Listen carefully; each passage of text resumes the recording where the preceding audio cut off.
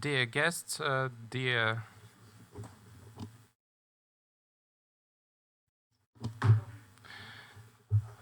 dear journalists, dear audience, I'm glad to welcome you into the Ukraine Crisis Media Center Press Center. And today we are holding a discussion about Russian informational influence in Latin America region. And today with us are prominent Ukrainian experts in the field of Latin America.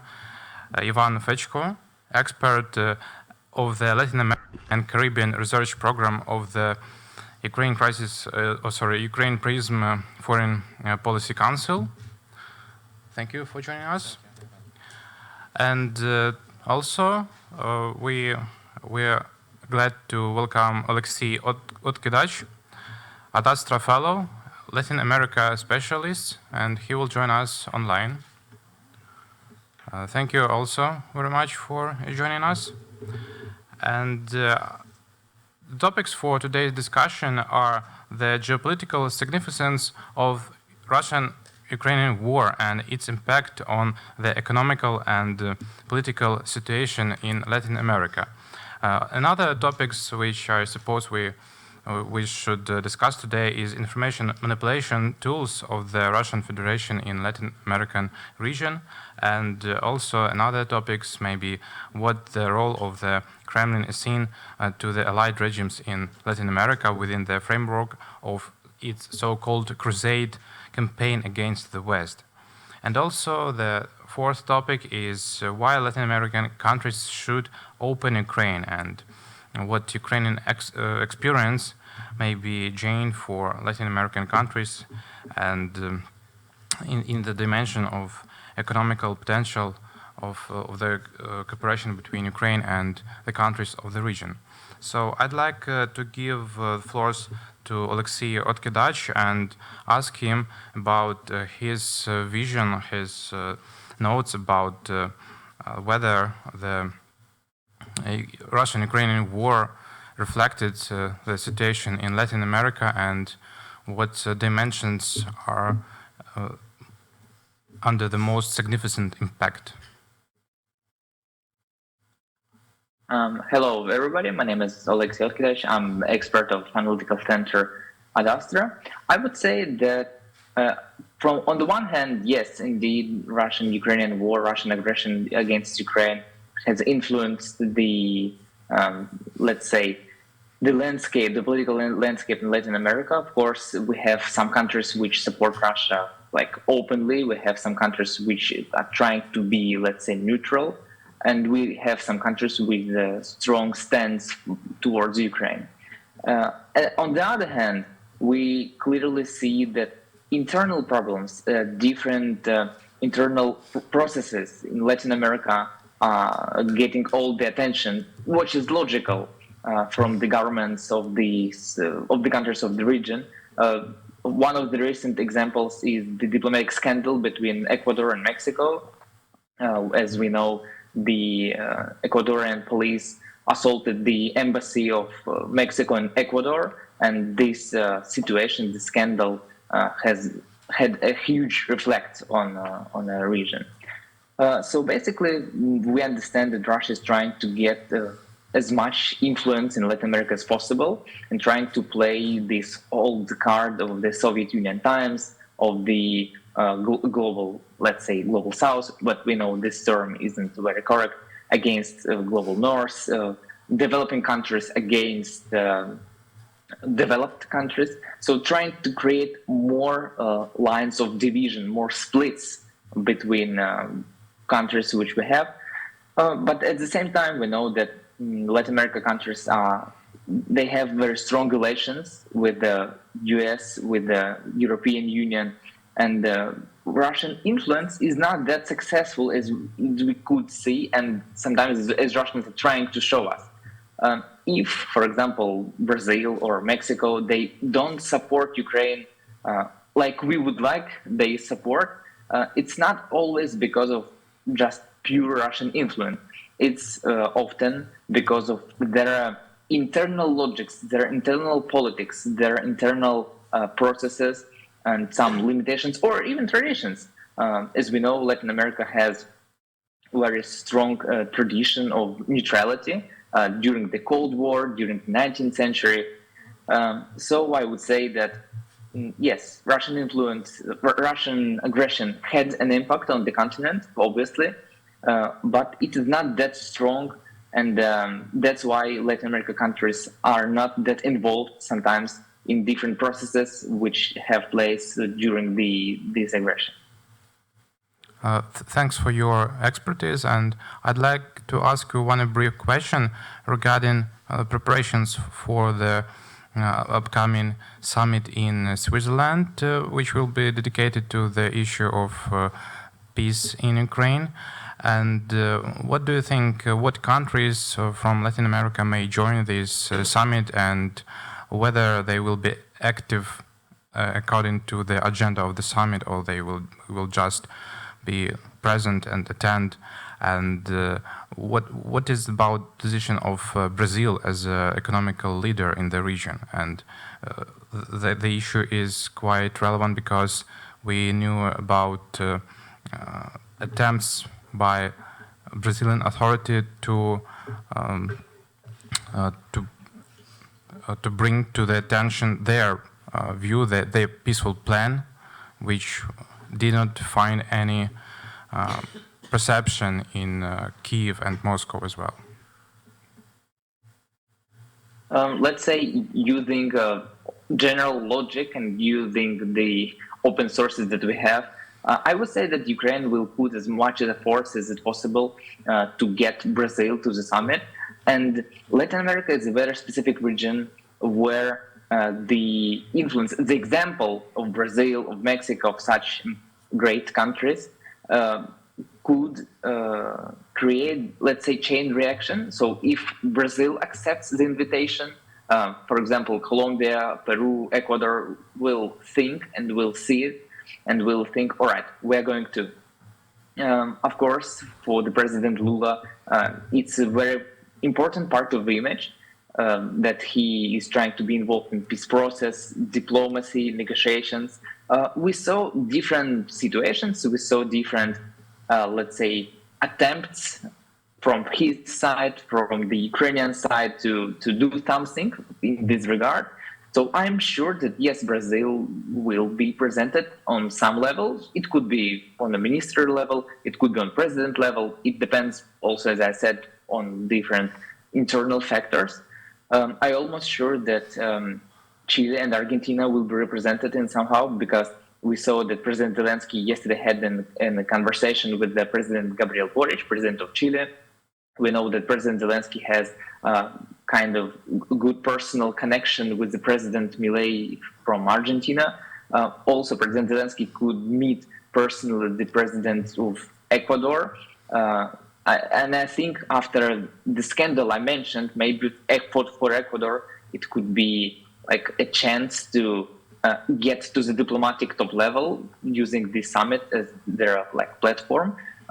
So it's logical for them to take part. And if Brazil, Chile, and Argentina will take part, Colombia will also not stay aside. For Gustavo Petro, the idea of peace, the idea of negotiations is very valuable idea. It's one of his images as a politician. And if almost all the countries of South America will accept this invitation, of course, Mexico can stay aside. So I'm almost sure that the majority of Latin American countries will participate in the summit. We saw that 8, if I'm correct, of countries of Latin America were represented in Jeddah in one of the meetings of top political advisors. We don't know exactly what countries these were because the list wasn't open. But if there were already 8 countries from the region, 8 countries from like 8 biggest countries of the region, we understand that some of them definitely will finally go to the summit in Switzerland. Thank you so much for your analysis. And now I'd like to move to our next expert, Ivan Fechko, and ask him about the role that the Kremlin has seen to the allied regimes in Latin America within the framework of its attempts to undermine the Western rule, and what perspective of such cooperation between aligned regimes may occur somehow, and from other point, what countries of the region may become aligned with Ukraine, and may become windows for Ukraine in economical dimension to the region. Thank you.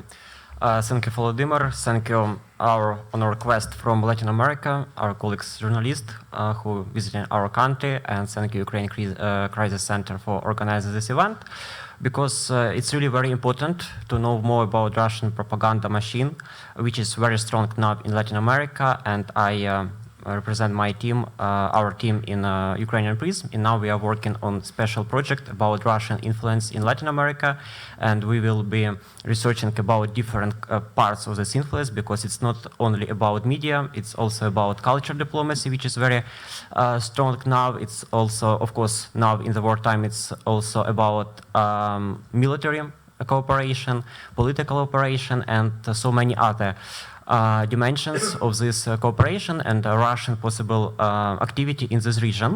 And of course, Alexei already mentioned that this Russian invasion of Ukraine has already affected the economic situation in Latin American countries and provoked different problems. For example, now we have high prices for food, fuel, and other things, and it's always mentioned, for example, in the election processes in different countries. Of course, it also destabilizes the situation in this region, the same way as it destabilized in other regions. For example, what we saw last year between Venezuela and Guyana, with this region Essequibo, this referendum, it's very similar to how Russia Federation started this aggression against Ukraine in 2014. And of course, it's like the continuity of this process when these authoritarian regimes, they don't respect international law, and when they see that Putin is not charged, and can continue to do this. They also can start, as this Maduro, they also can start this activity in this region, for example, and destabilize situation in Latin America also. And when we talk about information manipulations, for example, and the propaganda, of course, we can mention this biggest machine. We can call them this biggest media machine, like Russia Today, like Sputnik. They already, in some countries, more influential than, for example, international West media. They have audience more than 30 million people, and they what messages they share around Latin American countries, what we can see. For example, they are trying to put this false idea that Ukrainians are victims, not victims, but only pretending that they are victims, that nothing serious is happening here. They also is trying to say that it's not war against Ukraine nation, but against West, for example, and many other propagandistic sentences or opinions they can share.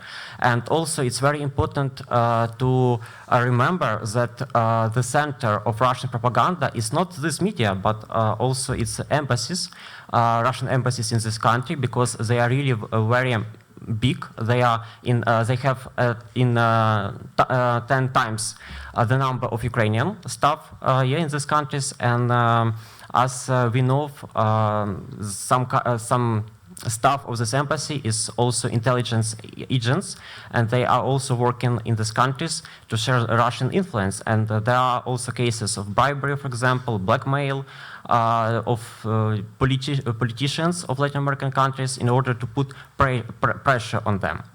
And also, it's not always mentioning, but it's also very important. Remember about culture diplomacy, about soft power of Russian Federation in the region, because they have at least 3 big organizations which help them to share this influence. First of all, it's Russian houses, which are represented in 9 countries of Latin America. It's also Russian World Fund and Gorchakov Fund. This organization they operate in Latin America, and they are trying to share this vision about Russia. They are trying to show Russia as a world benefactor, donor, and also when they organizing different events about Russian culture, classical culture, they also trying to persuade people from Latin America who are attending these events that this war that is now in Ukraine, it's okay, and they are trying to say that they I don't know, trying to liberate, for example, their territory. So they use these historical ideas, cultural also movements in these countries, organizing these events, trying to pursue these goals also. And also, for example, this year we saw this very big event in Russia, the World Youth Festival. They invited around 20,000 delegates. It's youth leaders from different countries. Of course, the main priority is so-called some can call Global South, Latin America, Africa, and Asia.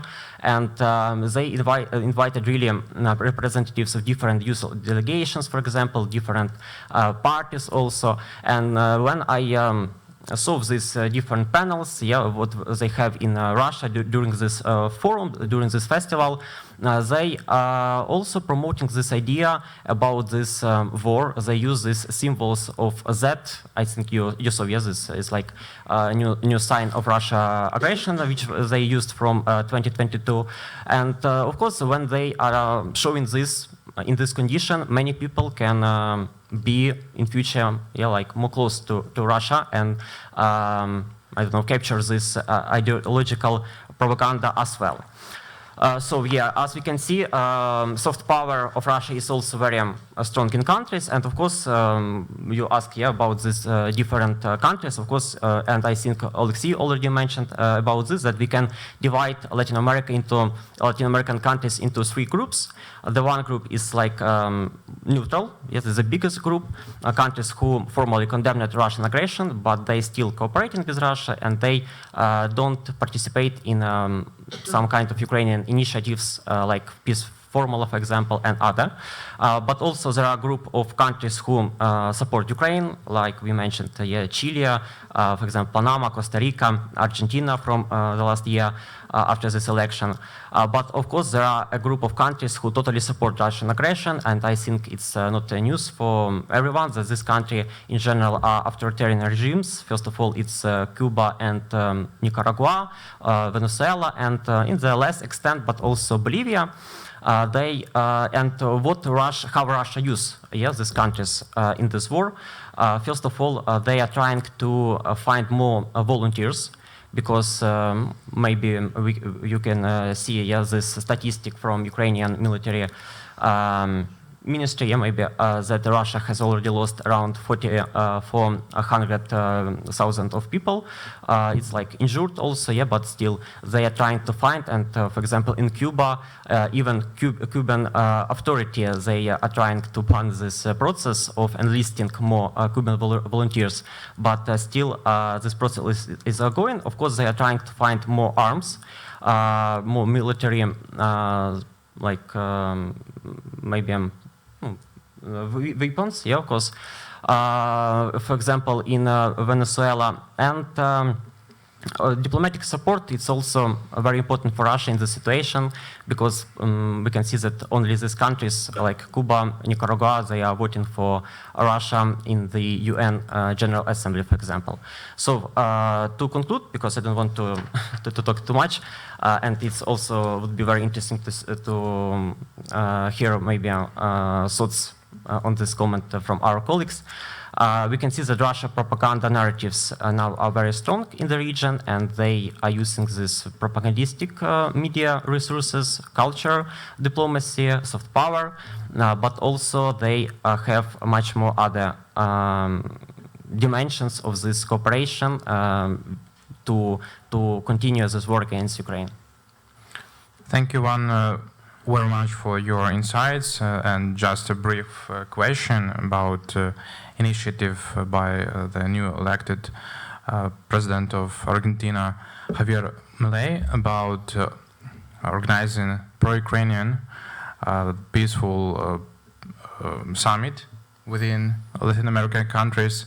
What is your perspective about this initiative, whether that may occur somehow until the end of this year, or anyway Ukraine may not receive such a support from countries from Latin America, and that will not become an issue for such a summit? Mm-hmm. Yeah, it's a very good question, and I think it would be a really important step to continue develop relations with Latin America, because as our ambassador Yuri Polyakhovich, for example, said that Latin American countries, most of all, and diplomacy, it's like contact diplomacy. So to share our position, we have to speak more, to have this maybe a connection, and to explain the situation, what is going in Ukraine, because of course it's difficult. Yeah, I think you understand it's difficult to come to Ukraine because we have very big geographical distance.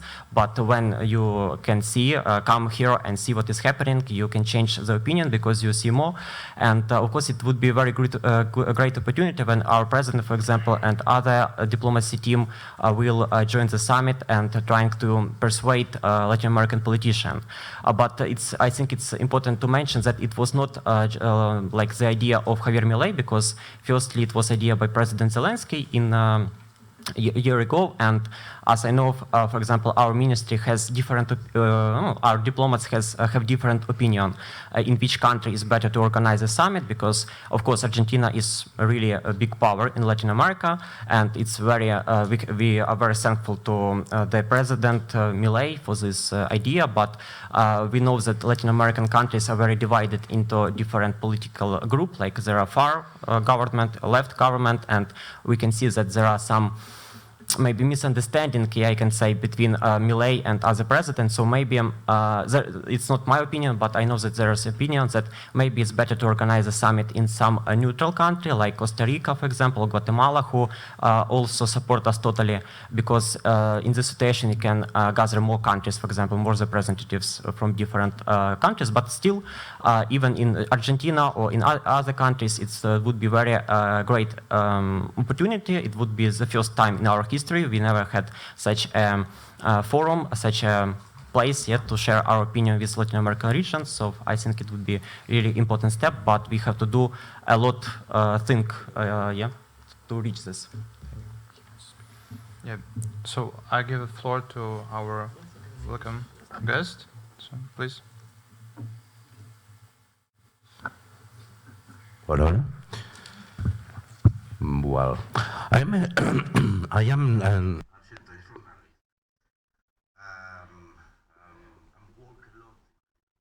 Я багато працював у Латинській Америці.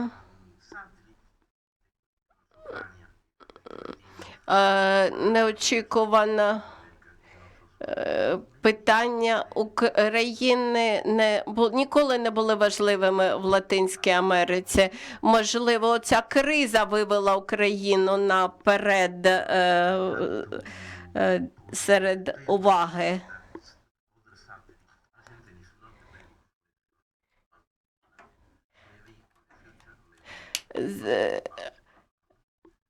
Зараз Україна не є пріоритетом там, і величезна російська вплив в Латинській Америці. Він відчувається в Венесуелі і його не чути, він не говорить в мікрофон. А при тому всьому Китай продовжує налагоджувати стосунки з Росією. Я не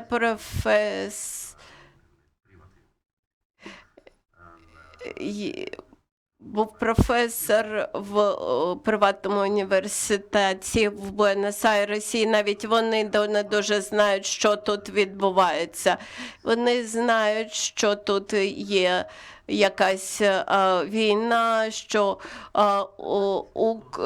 Україна хоче здобути свободу, але їм хотілося б зупинити війну.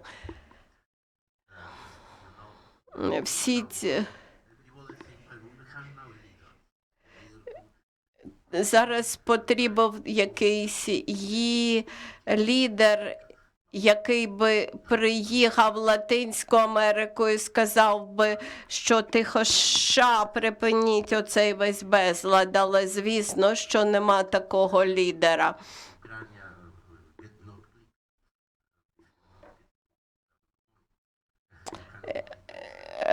Україна зараз і не має достатньо коштів, тому що вона недостатньо відома, недостатньо представлена. Ми, як журналісти, працюємо над постійним аналізом того, що відбувається. Фактично, ми зрозуміємо, що це війна між двома системами.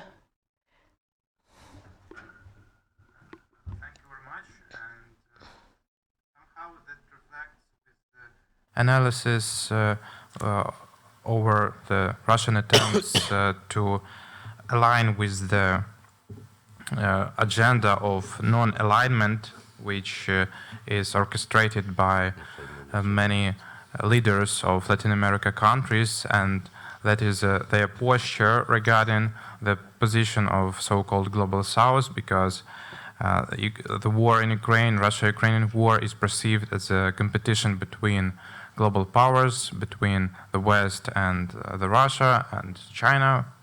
So that means that from perspective of Latin American countries, the project of non-alignment point to here, because it somehow reflects their experience of the period of the Cold War and siding between two systems, between United States and Soviet Union.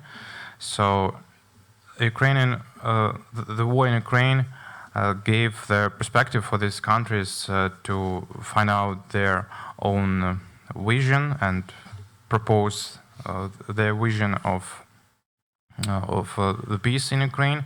But from Ukrainian perspective, some initiatives look quite bright, because they are not completely, or frankly, they are completely not neutral, because the main purpose is to freeze the current front line, and that is why Russia tries to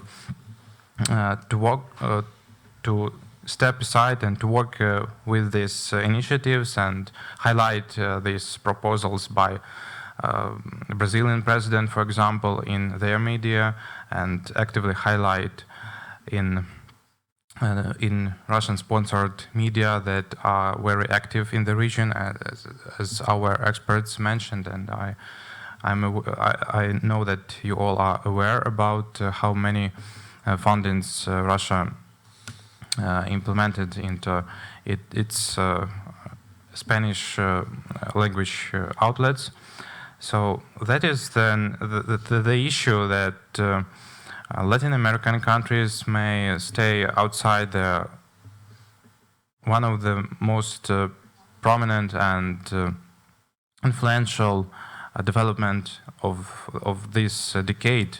I mean, the war in Ukraine, because without any actual position, which will reflect their interests regarding threatening the position of Latin America in international organizations like United Nations, and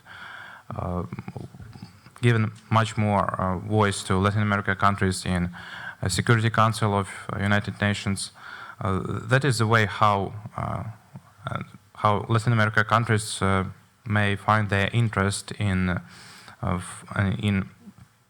finding peace in Ukraine and organizing their and formulating their proposals regarding their peaceful solution of the war. Finally, I may note that that is one of the main findings of the organization that I represent, the Ukraine Crisis Media Center, and its branch, the Hybrid Warfare Analytical Group. It is that Russia tries to hate every leader of Latin America countries that do not align with main Russian narratives and do not align with this perspective of the new non-alignment movement, which may be the which Russia tried to use in its purposes to freeze the war and to keep all the territories that Russia already gained in Ukraine.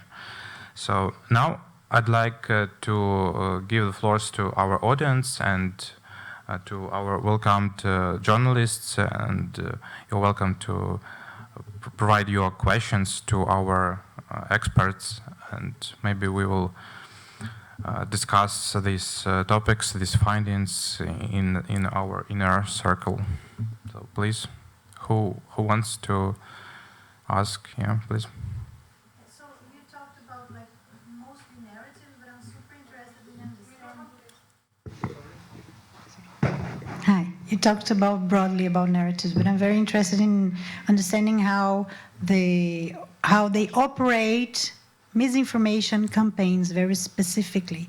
Can you tell us about the details of that? How is it run? How does it run on social media? How do they operate? So what we mentioned,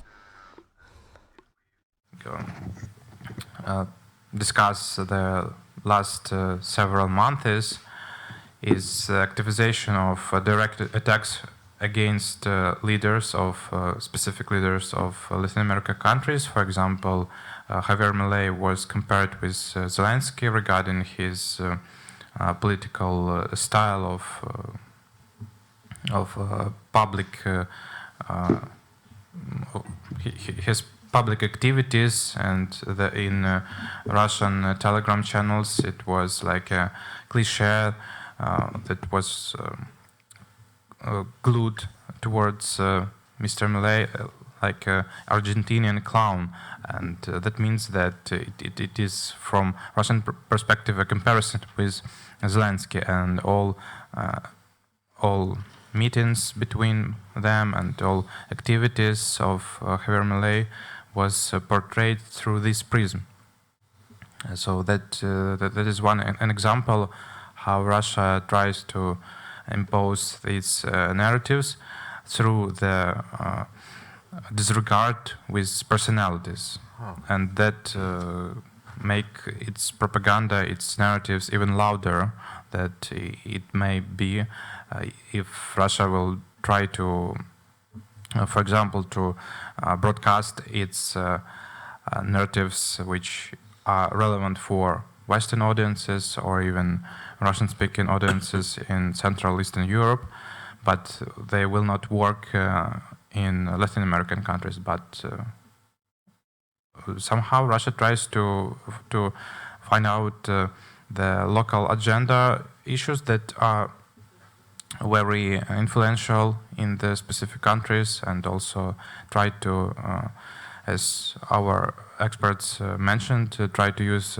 social disregardings to implement the narratives which Russia is interested in into the local agenda.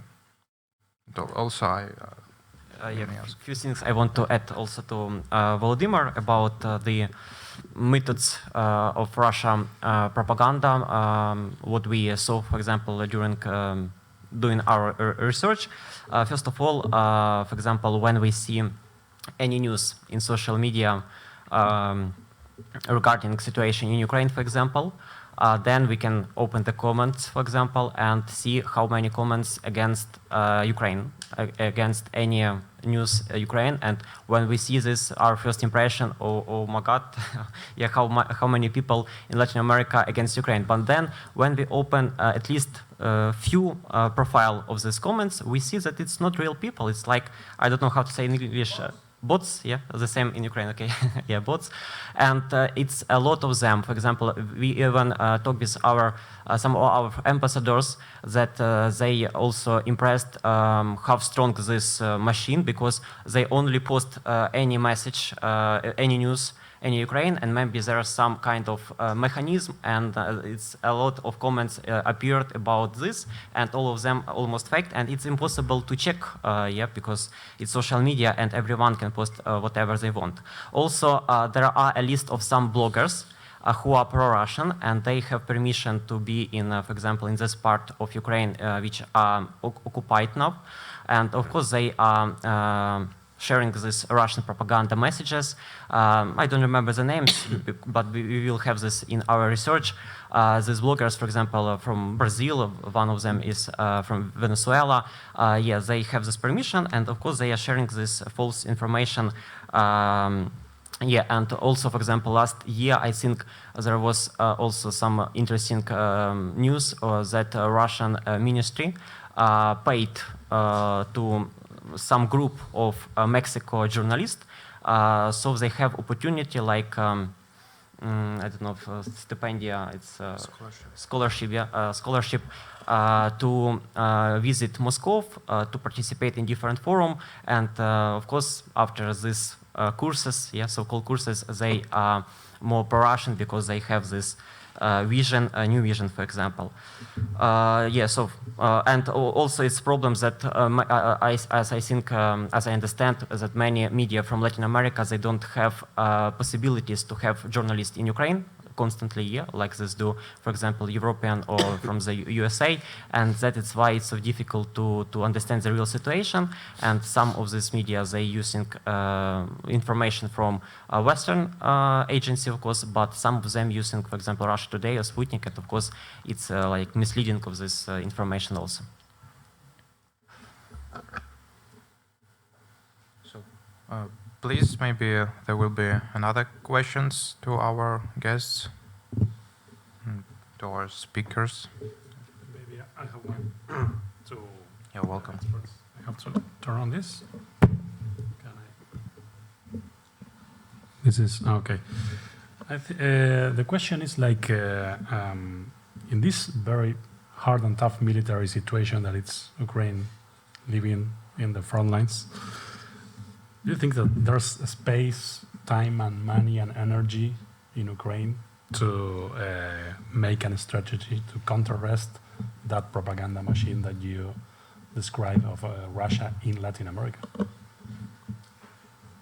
I can start, yeah. Of course, yeah, it's really a good question, very important, because of course we don't have even, I don't know, similar resources as Russia have. Even in the situation when many countries impose different sanctions, Russians still have different possibilities, like other topic, but yeah, but still they have different resources, media, culture, diplomacy, as we mentioned, of course. And you also mentioned, yeah, about, for example, that some other country like China or Iran media, they also in some way helping share these machines. But when when it comes to question, should we start this process to countering Russia propaganda, we don't have another option. Of course, we should, because we can't lose more time, and we can lose this very important region as Latin America, and the same situation in any other region like Africa, Asia, or Europe also. And of course, it would be difficult, but we are trying, and we don't have a lot of money, but now we have a lot of organization, civil society group, which are trying to share our opinion, which are trying to make more contacts with Latin American, for example, journalists, public opinion leaders. We have here, for example, representatives of different institutions from Ukrainian Institute who already do very important job to pursue our Ukrainian interest in Latin America. And of course, we don't have such money, so we have to be maybe more clever in the situation and use other options. For example, we can cooperate with other countries. We can cooperate not maybe with USA, yeah, because it's not very perceived in Latin America good, but we can cooperate with Poland, with Latvia, Lithuania, for example, with other countries, and organizing different common events in Latin American countries. Also, we can do other things that maybe don't require so many money or resources, but could be also very important. And maybe you have also some recommendation for us, yeah, what we have to do better, more in this regard to share our opinion, our position, especially when we fighting countries who are much bigger than we are. So. Thank you so much. So maybe there will be some questions from our audience.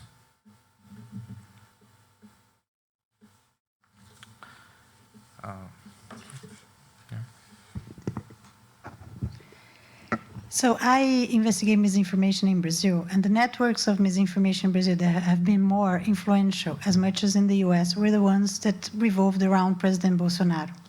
And these are some of the same people that are now revolving around Milei.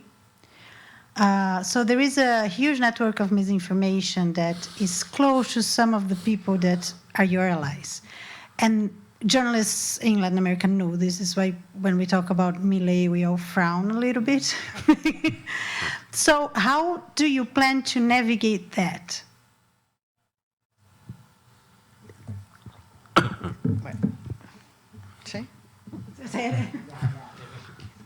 Once at a time. Sorry, could you please once more clarify how we as Ukraine? Yeah, as Ukrainian groups trying to win a narrative war, seeing that there is many people on the right who are actually even using the Ukraine cause to make themselves stronger, but these people themselves promote misinformation. You mean people who support Bolsonaro, Milei? Yeah. These are like actual groups of people who do misinformation, produce misinformation industrially, like in a very organized manner. Yeah. From my perspective, there is many issues regarding absence of synergy in Ukraine between academia institutions and NGOs that develop and deal with Russian disinformation, because nowadays we face with very clear perspective that we have to come and to make Ukraine more louder in so-called global South as we perceive it. But obviously, if we talk about specific regions, we have to understand completely what are their local agenda and political disrupts between different media, what is the context, which media is guided by local deacon or political party, and that is the context which we are lacking of understanding, and that complicates dealing with many countries of so-called global South, especially Latin America. But we already have some initiatives, and our guests, our experts represent these organizations which hold young experts, and they provide their expertise on specific countries. So that is important to find out what are their parties, what are their allies that in the region which Ukraine is beneficial to deal with. But anyway, we cannot be aligned with all the parties, and in this situation, when we fight for our right of existence, we should find any ways to deal with countries, no matter whether these leaders or political parties use some toolkit of disinformation, or maybe they are not so popular among local populations. But as for Ukraine, as for country which is in a total war with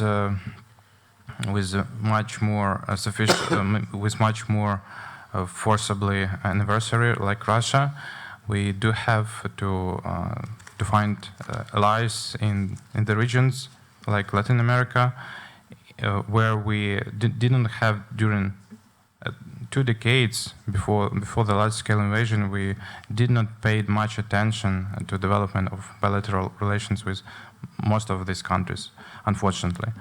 And that is why we make just the first steps, and of course some of them are not so precise, but still we are completing our job, and I hope that Ukrainian experience will be very important for Latin America countries, given our experience in the war and dependence of whether it is conservative wing, political wing, or left wing. Ukraine is open to cooperation with all the types of regimes and politicians in Latin America. Yeah, I of course agree with Volodymyr, and about this question about the division, ideological division between right and left. Of course, it's very complicated.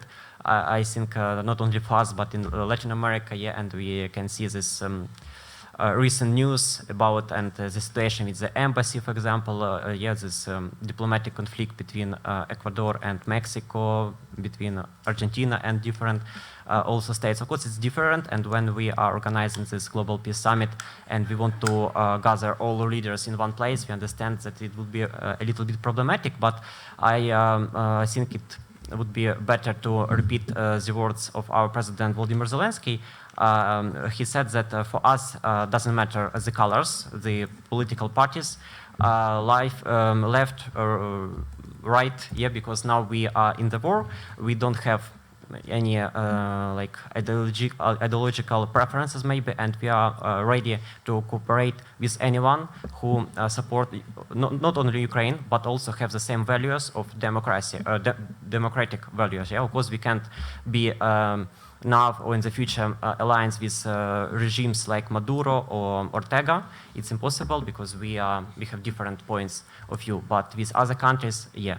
And for example, about Bolsonaro, as we remember, Bolsonaro didn't support a lot Ukraine, but there are many politicians in his party, yeah, in this right-wing parties who support Ukraine. So we should try find at least one person in this group to have this contact and to cooperate in future.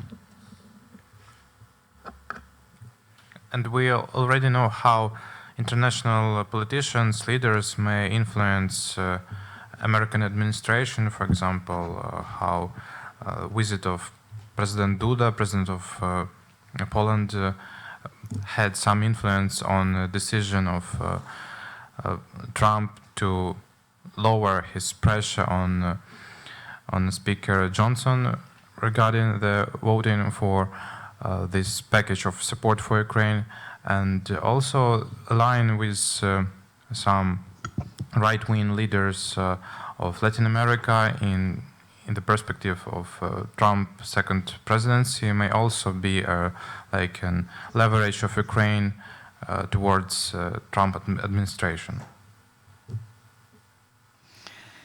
I would like to ask you if it's, I mean, Natalia asked specifically what was the strategy that you think Russia is implementing within the region, within Latin America, in terms of propaganda. But you know, I didn't get it. So you know, I would like if you can elaborate on that. That's one thing. And the second thing is that I don't see much interest for Russia in the region in the last 20 years. And so the interest, it's, you know, it's from China. And it's already there, China, but not Russia. And so that's the next question, you see. Because, you know, I travel a lot to Cuba because I covered Cuba. And I covered as well Venezuela. And yes, Venezuela is the front line of maybe Russian propaganda, but not Cuba. Cuba is forgotten. Even with China, it happens that Russia, it's not, China doesn't think that Cuba is important. So let me explain, I mean, I would like to know, if that's the right question, what is the meaning of Russian propaganda and the role of Russia, that you think this country that it's right now in the the enemy of Ukraine, it's leading in Latin America, because I don't see it.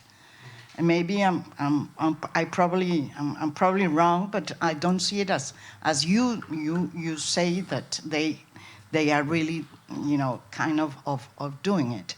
So if you have any information that we don't have, it's very important for us to know it.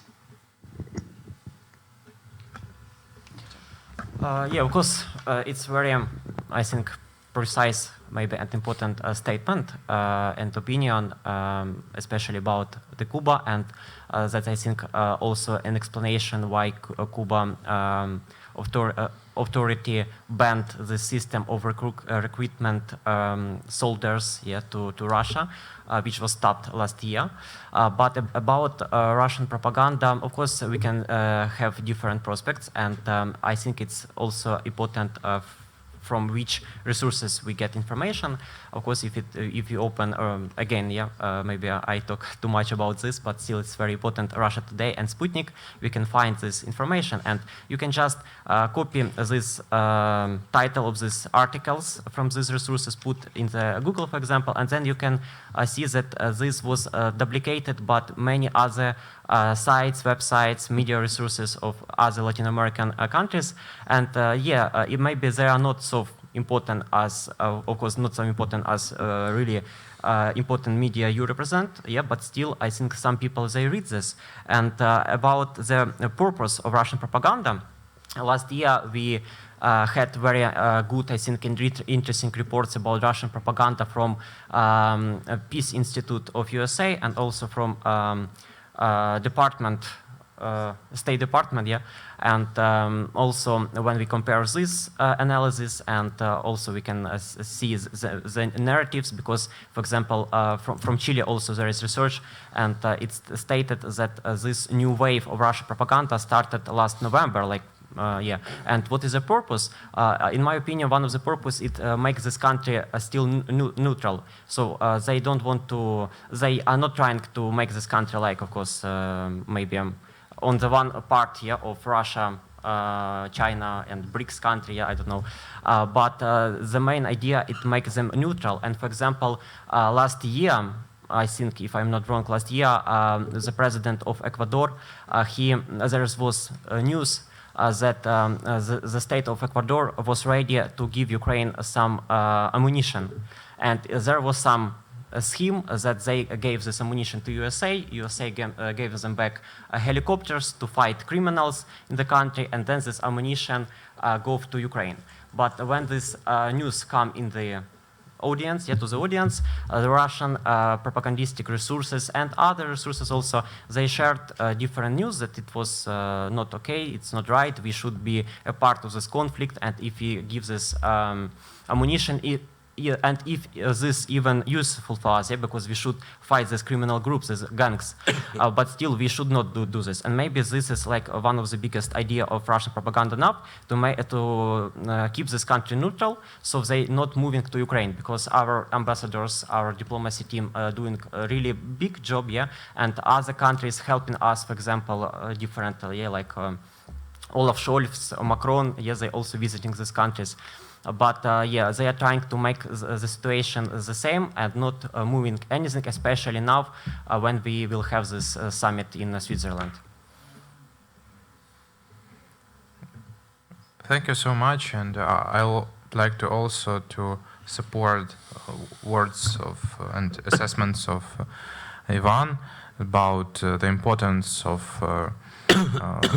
support for Ukraine, especially countries that received many years ago Soviet type of weaponry, and that is like a deficit for Ukraine in their ongoing war, and Russia tries to influence by any measures to circumvent such negotiations and to undermine any perspective for Ukraine to receive such weaponry from Latin American countries which obtain such weaponry. And that is also one of the main issues and purposes for Russian influence. But also it is very important for Russia to make a ground for intervenence of its state holding organizations, like, for example, I often make an example about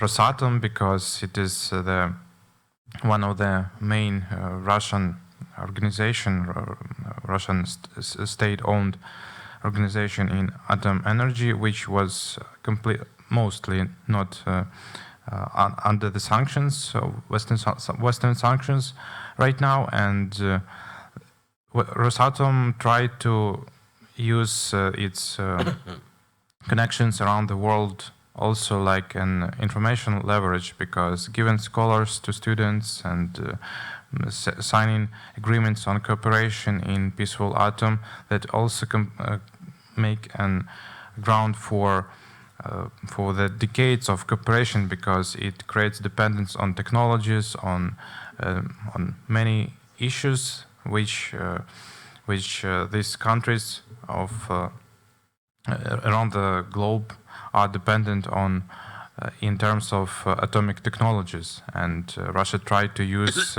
any measures to create this standing interdependence, and also that reflects their attempts to implement their informational activities and to make pressure on specific countries when it comes to support for Ukraine, because that is a matter for Russia #1, and all its activities are under the umbrella of its goal to achieve success in Ukraine. So if there is no other questions, I'd like to ask for our guests, for the journalists from Latin American countries, and especially for our experts, Alexei and Ivan. So I hope that we will keep in touch and develop our conversations, our disputes about the role of Russian propaganda in Latin America countries as well as other regions, and we hope that this event will make a start for mutually beneficial cooperation and further developments of our I think it may be studies or etc. And also we will keep in touch and hope that we will keep in safe. So goodbye and stay in touch.